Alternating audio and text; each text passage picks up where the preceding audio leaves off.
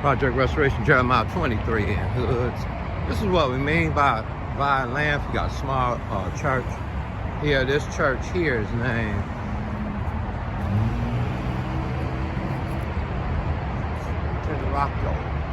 Rico. This is the church.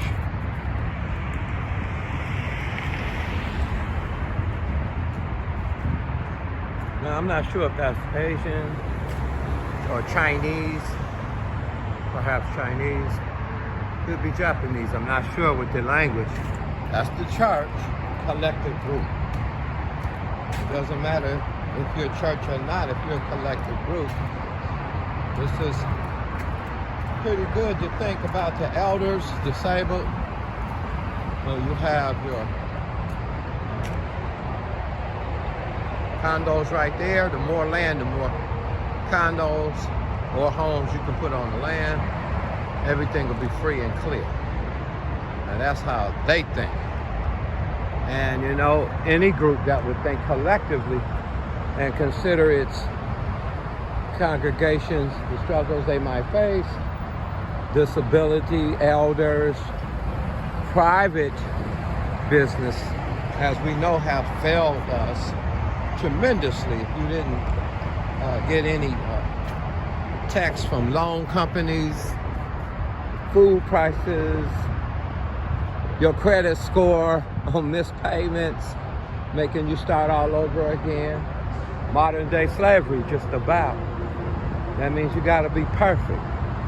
But what is perfect is when a collective group comes together and they own outright the land, the property, and the building. And when that's burnt, then you have provision for your fellowship, but also you have provision for people that might be getting put out right now in your congregation or your collective group.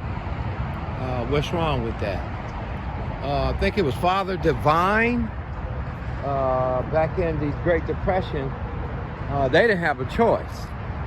So they bought land or apartment buildings, got them developed for their people. And they did go state to state where he did make history. You can Google it.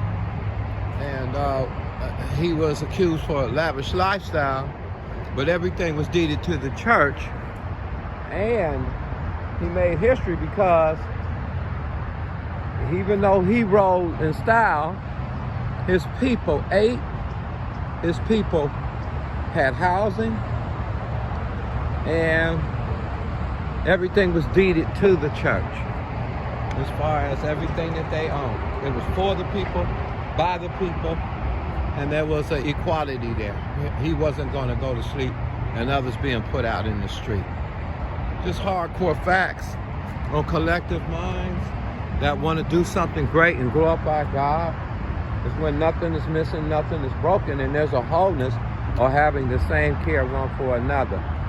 Obviously, when they thought church, they thought also, well, we need to also provide housing to keep the inflation, again, private ownership, rent going up. God knows my elderly father-in-law, he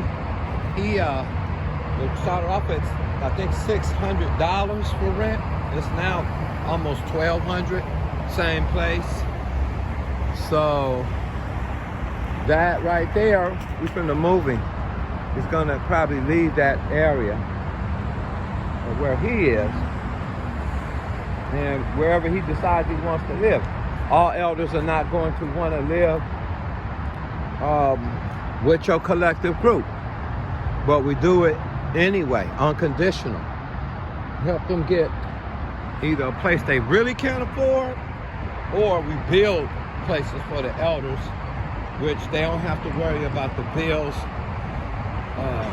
being paid because they've already poured into the collective, and now the collective is giving back. We're only as strong as our weakest link in a collective group. Other than that, we're talking loud, but we ain't doing nothing about the situation. And by 2031, we better have it together, y'all. Because if we don't, there's going to be a lot of hurting, poor brethren that work. Those, what about those that literally, like San Francisco or the Bay Area, just have to sleep in their car? Like we'll see a picture of that right here. This right here,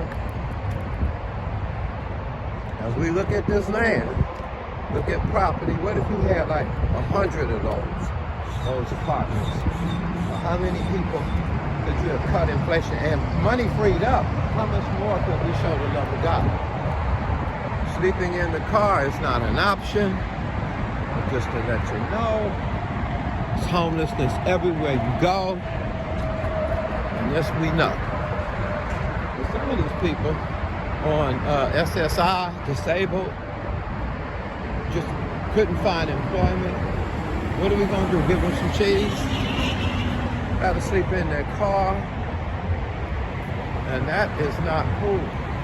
That's what inflation does.